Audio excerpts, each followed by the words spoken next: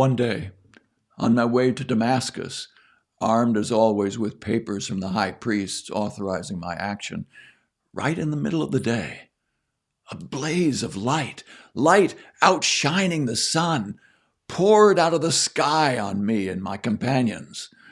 Oh, King, it was so bright. We fell flat on our faces. And I heard a voice in Hebrew. Saul, Saul, why are you out to get me? Why do you insist on going against the grain? I said, Who are you, Master? The voice answered, I am Jesus, the one you're hunting down like an animal. But now, up on your feet. I've a job for you. I've hand-picked you to be a servant and witness to what's happened today and to what I'm going to show you. I'm sending you off to open the eyes of the outsiders so they can see the difference between dark and light and choose light, to see the difference between Satan and God and choose God. I'm sending you off to present my offer of sins forgiven and a place in the family, inviting them into the company of those who begin real living by believing in me.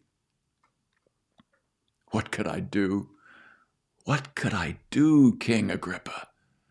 I couldn't just walk away from a vision like that. I became an obedient believer on the spot.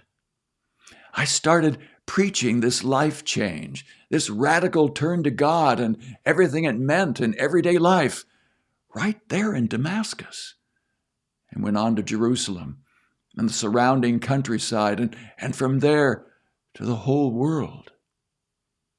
It's because of this whole world dimension that the Jews grabbed me in the temple that day and tried to kill me. They want to keep God for themselves.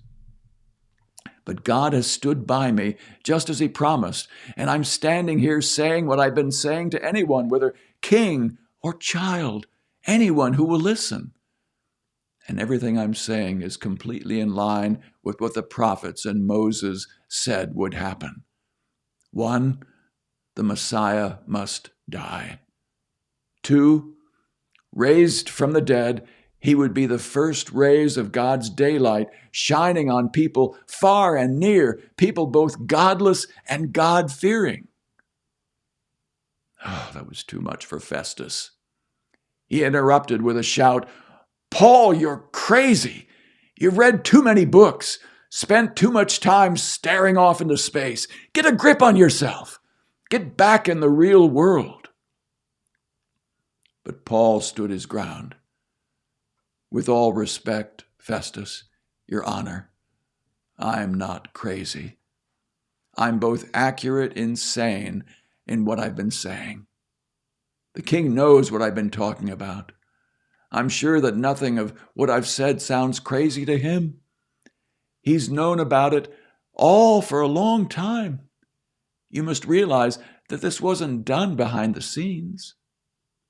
You believe the prophets, don't you, King Agrippa? Don't answer that. I know you believe. But King Agrippa did answer. Keep this up much longer. You'll make a Christian out of me.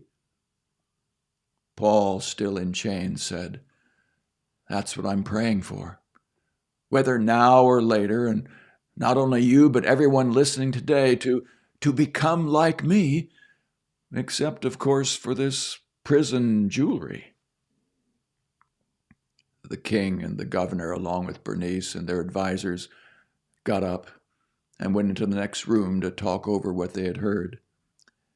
They quickly agreed on Paul's innocence, saying, There's nothing in this man deserving prison, let alone death. Agrippa told Festus he could be set free right now if he hadn't requested the hearing before Caesar.